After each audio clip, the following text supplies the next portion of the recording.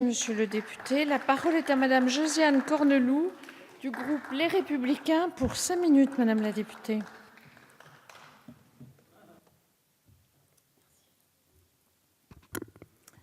Madame la présidente, madame la ministre, monsieur le ministre, madame la présidente de la commission des affaires sociales, monsieur le rapporteur général, mes chers collègues, nous examinons aujourd'hui le projet de loi de financement de la sécurité sociale pour 2019 sous des auspices apparemment vertueux de retour à l'équilibre des comptes. C'est un fait, nous devons nous en réjouir, mais la présentation de ce PLFSS laisse place au doute quant à la pérennisation de cet équilibre. En effet, malgré le regain de santé des comptes sociaux, le déficit de la sécurité sociale menace et sans nouvelles mesures, il replongera l'an prochain. Il faut rappeler que l'amélioration des comptes a été rendue possible grâce aux courageuses réformes que nous avions portées avec la création de l'ONDAM et bien évidemment la réforme des retraites de 2010. Aux réformes structurelles, vous avez privilégié la continuité d'une politique de matraquage fiscal qui a touché les ménages et les entreprises pour plus de 50 milliards d'euros ces dernières années.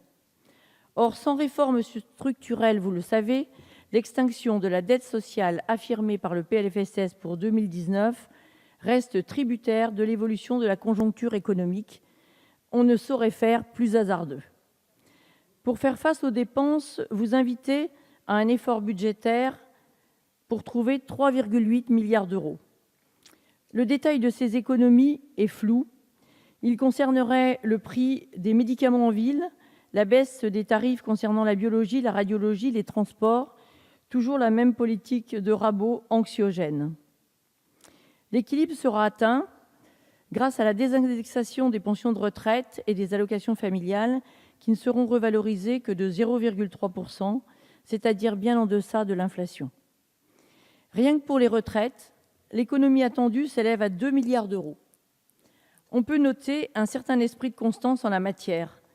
Les 8 millions de retraités concernés ne comprennent pas la pression dont ils font l'objet. On comprend que vous ayez cherché à atténuer leur courroux en changeant le seuil d'assujettissement, mais cette mesure, que l'on ne peut que saluer, ne devrait concerner que 350 000 foyers.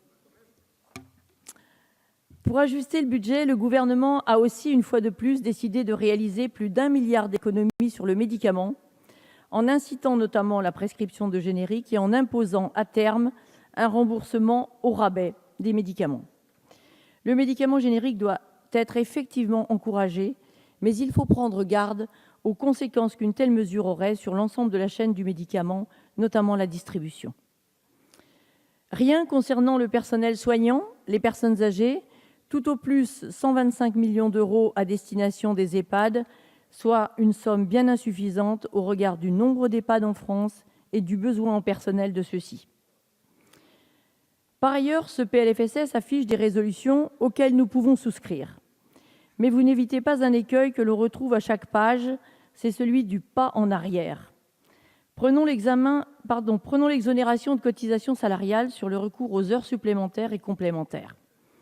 C'est très bien et je soutiens cette mesure. Mais pourquoi la circonscrire aux seules cotisations salariales et ne l'appliquer qu'à partir du 1er septembre 2019 ? Il faut aller plus loin, en défiscalisant totalement, comme nous l'avions fait. En cela, une nouvelle fois, vous continuez la politique du quinquennat précédent de François Hollande. Vous proposez la transformation du CICE en baisse de cotisations pérenne pour les entreprises. Nous voudrions vous croire, mais c'est difficile. Le taux du CICE a été baissé de 7 à 6%, si bien que le basculement du CICE en allègement de cotisations se fait sur la base de 6 et non de 7%. Les entreprises y perdront 2,5 milliards d'euros, qui s'ajoutent à la hausse des taxes, hausse sur l'essence, hausse sur le diesel, qui pèseront sur l'activité. Quelques mesures intéressantes sont à mettre à votre crédit, notamment le financement forfaitaire pour 2 pathologies chroniques, que sont le diabète et l'insuffisance rénale chronique. La rémunération forfaitaire de ces pathologies, pour s'affranchir de la tarification à l'activité, me semble tout à fait adaptée.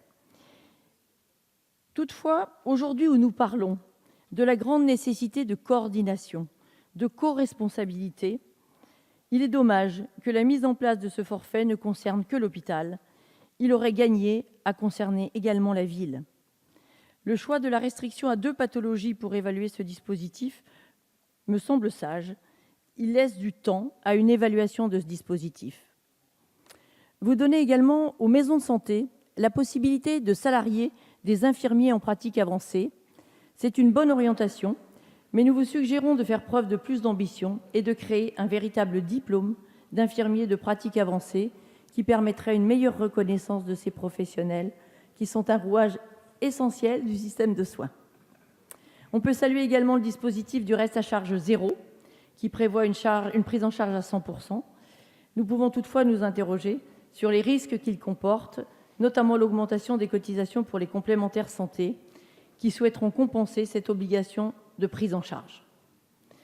On a l'impression que plutôt que de mettre en œuvre des réformes structurelles qui permettraient de rétablir les comptes de la branche maladie, le gouvernement préfère les mesures rabots sur l'hôpital, le médicament, les retraités et la politique familiale qui servent encore une fois de variable d'ajustement. Je vous remercie. Merci Madame la députée. La parole est